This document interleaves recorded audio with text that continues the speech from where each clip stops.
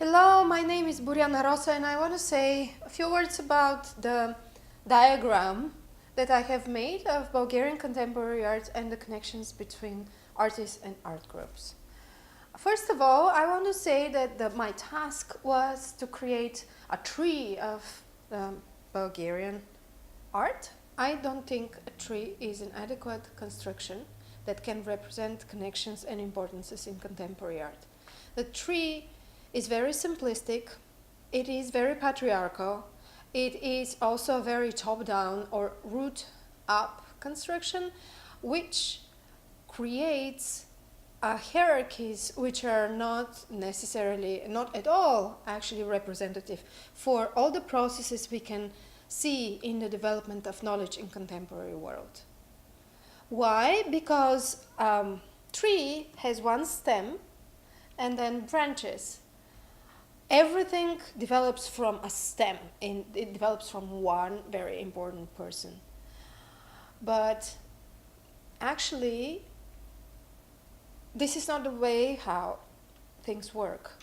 They develop in a rhizomatic structure. People are influenced by different people.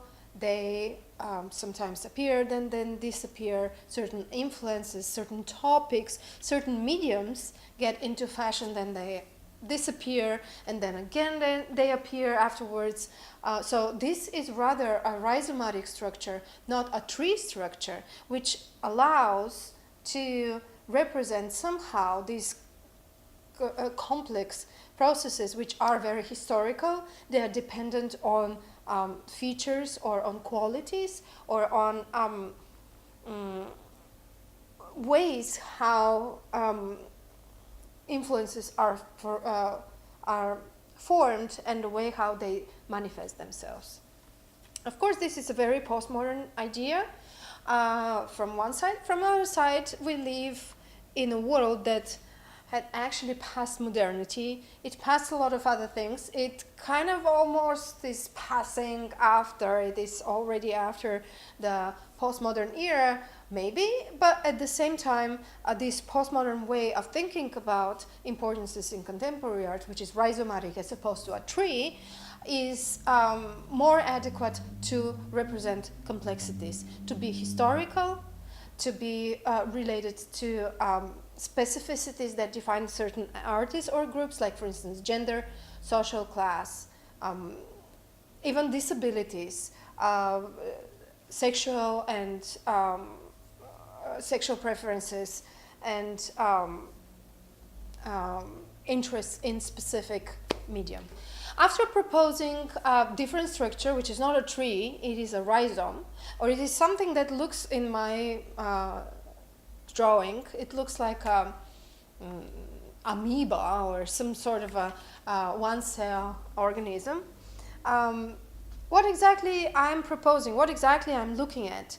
How is this valuable? Because if we look at a tree, everything is so simple. We have one person or two people that are really important, and they should be included in all the shows. They should be there. They should be the ones to represent Bulgarian art. But I'm proposing something that doesn't have a stem. It doesn't have hierarchy. It doesn't have like one or two people important and then the rest of it is like coming after and just supporting roles of the main characters. Those are the ones who should be receiving the award, and those are the ones who are just like backup singers or the ones who are making the choir.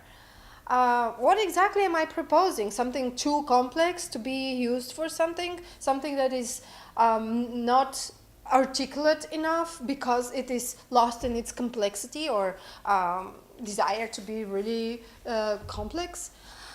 What am I proposing is, besides the rhizome structure, which obviously is something that is not my idea, it is coming from the whole postmodern world and Deleuze and Guattari, and not only, but what I'm proposing here, besides the rhizome, is to look at things that at this specific moment are relatively marginal. They are not considered to be universal. Not all the artists are working in this field. or these fields or these mediums, but at the same time they're significant enough to build up a discourse and to create meaningful and important conversation. So what am I proposing? I'm proposing to look at 3 different fields and to group the artists according to their participation or use of participation in discussion of these topics or talking about these topics, and participation in the use of certain mediums. I'm interested in both topics and mediums as something that is related historically to a certain moment. It means something, and then it creates something new or something that really changes the world. So the 3 things that I'm proposing, according to which I group my artists that I have included in this diagram, those are gender, technology, and the body. All of these are both materials and topics. Technology can be used as discourse, as how technology influences our contemporary society. Obviously, this is a very important thing because we use these technological devices constantly to create our societies. If we talk about social networks, we actually presume that we are talking about technological and internet social networks, not just like a live social network. So technology is always there, and technology is a medium.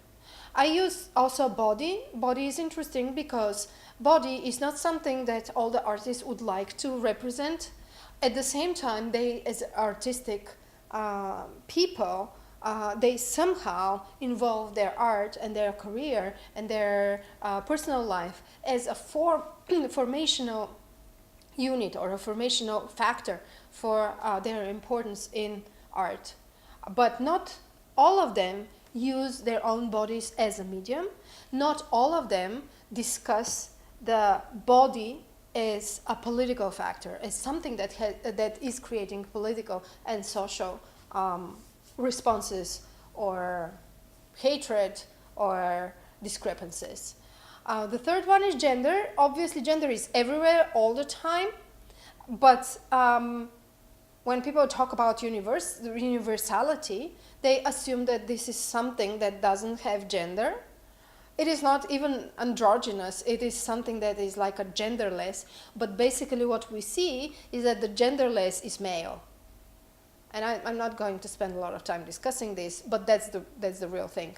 So if an artist considers gender as something important, as a topic, and as a medium, because we all have gender, as a medium in their art, this is what I put under one of my categories. And I think this is something that is extremely important nowadays. Maybe like 50 years ago, it was everything was about universality. Although I'm actually kidding. It has always been about gender. But nevertheless, people think generally that this is a marginal and kind of a topic for queer people or for women. So my drawing shows artists who have participated in all of these 3 fields and mediums, and some artists that are left out of it, which means that these artists, they actually work with much more universal topics, and we can look at which topics are considered to be most universal or are used too much or a lot or constantly or by everyone in the history of Bulgarian art. One of them, which are one of the more contemporary topics and mediums, is the city. Like everybody talks about the city, everybody does something about the city, everybody is trying to do something within the city and comment it as a social kind of a structure. I don't even think there is an artist who has never ever done anything about the city.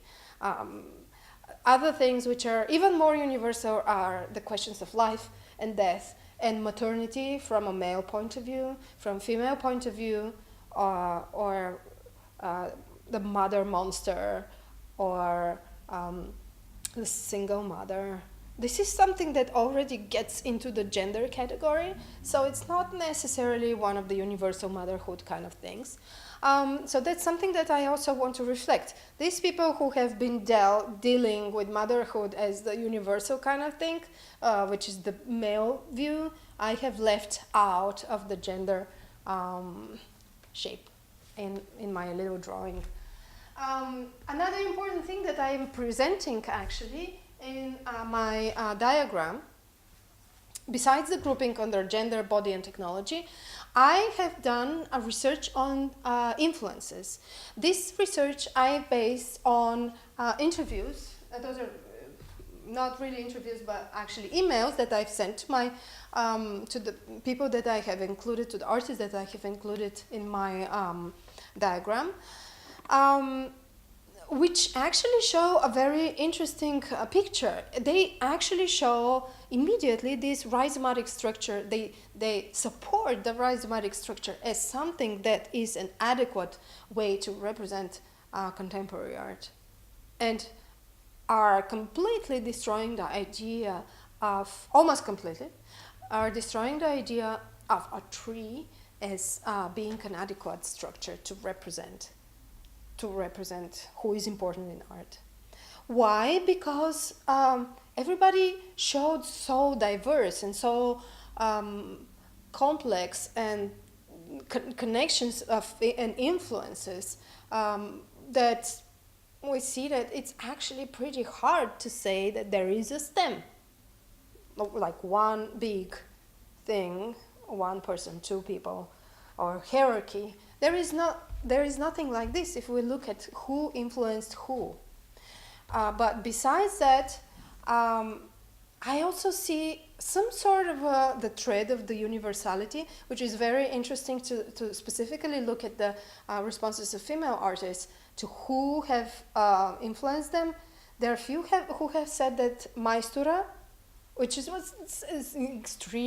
extremely kind of strange, because those are also feminist artists, and Maistura is the big father, and the father who is actually dealing with the female image in a very patriarchal way. So I was kind of surprised to see that, besides the whole diversity, and I suddenly see this, which I actually attribute to something else, which is relatively low esteem among female artists who are hesitant of saying that other female artists or artists who are probably kind of marginal have influenced them. There are female artists who are saying this. There are some very generous attribution to the fact that their peers, their female peers, their female buddies were actually their strongest influence. But at the same time, I see Maistura, Ivan Milev, these kind of names. So that was interesting. Another thing that I want to, so the lower self-esteem of women sometimes actually leads this to the fact that they attribute, or they consider men to be the ones who influence them the most. And I see more female names mentioned as influences among, or mentioned by male artists, which was interesting. Another thing that I want to say is that I saw two different things. Some people are very generous about their peers, and saying that actually the influences are coming from people who are their contemporaries, their friends with whom they have worked in one artistic group. But there are some people who are saying that nobody from Bulgarian artists have ever influenced them. To me personally, this is very paradoxical and extremely narcissistic, or also very self-colonial, because or an attempt to self-colonize themselves, which is already kind of questionable, because attributing influences to somebody who you have never ever seen, or whose art you have seen only on a magazine cover or in some books, it is really strange, because this is a very superficial influence. It is an influence, I agree, but it is a superficial influence. There is nothing live in it. So I saw a lot of narcissism as well. Generosity, but also narcissism. Taboo over certain topics, taboo over periods, not mentioning people from certain periods, or trying to avoid, especially the socialist past, and trying to just build up your personal importance by saying nobody from Bulgaria have ever influenced me. So after this research, the last thing I want to mention is that I have tried to figure out, after mentioning the research on influences, there's another aspect of my research that I would like to mention, which is the quantitative and qualitative research. And how exactly do you build a diagram like this, or a tree, or a horizon, or whatever? What are the principles? What are the methodologies? What are your methods? In this case, I want to mention a similar project made by Garage Museum of Contemporary Art, which this project was made to show importances and influences in Russian contemporary art, and it was made by sociologists who used qualitative measurements. After they made their research, they had a discussion with art historians who apply qualitative methods, and they had an argument.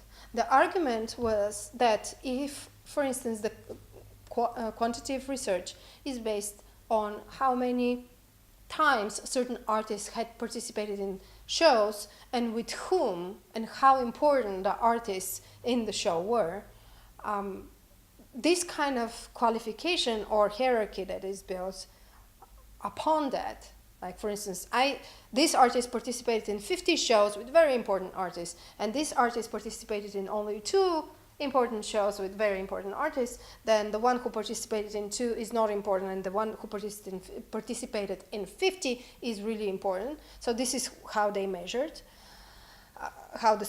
this is how the sociologists measured these importances. This was critiqued by the art historians, saying that some artists, their nature of work is to intervene on the street and to not participate in a collective show. This is what they do, and their intervention on the street was extremely influential for generations of artists, although it is not a participation in a group show and not a participation at all with anyone important except the artist who is making it, or the artistic group. So how do you measure this importance with these quantitative methods? You cannot measure it. It is just falling off of importance. At the same time, people who had very good relations with the art community, who might have been very mediocre artists and whose names wouldn't be mentioned by anyone as something important, they rise up in this hierarchy just because they kept these good connections with everyone, and their importance is calculated in a way that is making them important. So this is where we also touch upon the topics and the methods and the mediums that the artists are using. This is something that I have mentioned in the beginning as one of my methodologies. I think that gender, body, technology, those are some of the very important ones, which often cannot be and are not shown in collective shows. They're not considered to be important for a collective show, but at the same time, they take a place, or they take a time, or they take the medium, they take the methods to create. They are made by a single artist or by an artist group in a public space, and they're very influential. Another thing that I'm looking at is also to what extent the artist is not just creating some art pieces that are involved in collective shows and measured by this quantification, but to what extent the works by these artists, including the artist as a curator, the artist as a cultural producer, basically, and most importantly, how are these artists creating a discourse?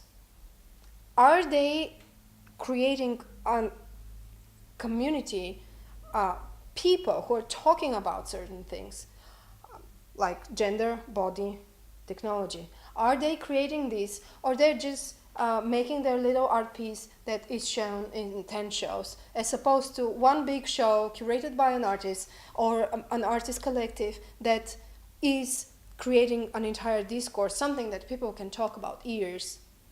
Again, gender, technology, or the body, as some of these mediums or topics that have been marginalized and are created as important, or are displayed as important by the activity of the artist as a cultural producer, not only as an artist. So those are the things that I'm looking at. And finally, I actually want to finish with my conclusions, which are that to understand the significance and the importance in art, we need to look at complex relations based on historical, socio-political factors for their development. Very important aspect is the gender dynamic across historical periods and policies. That's something that we should not forget about. We should not forget that women generally have a lower self-esteem. They do not talk about themselves as superior.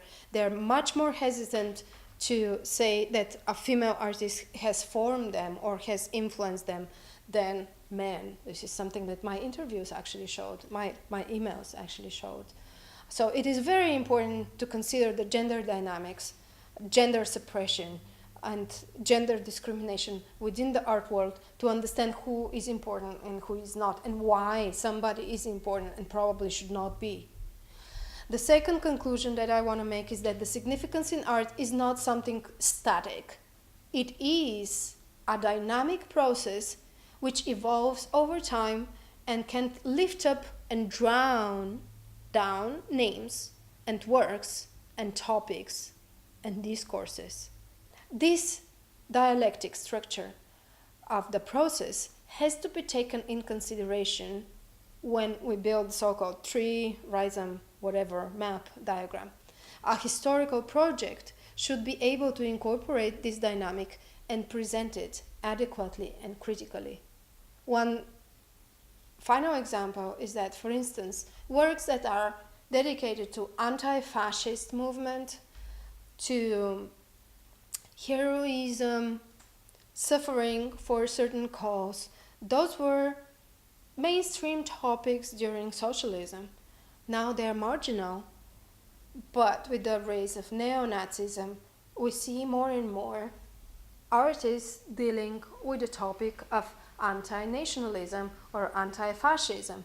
So this topic, from extremely marginal and actually non-existent for 30 years, it becomes again important. And these artists, because they are raising these questions, they're creating these discourses, they're brave enough to raise up these questions, they become important again.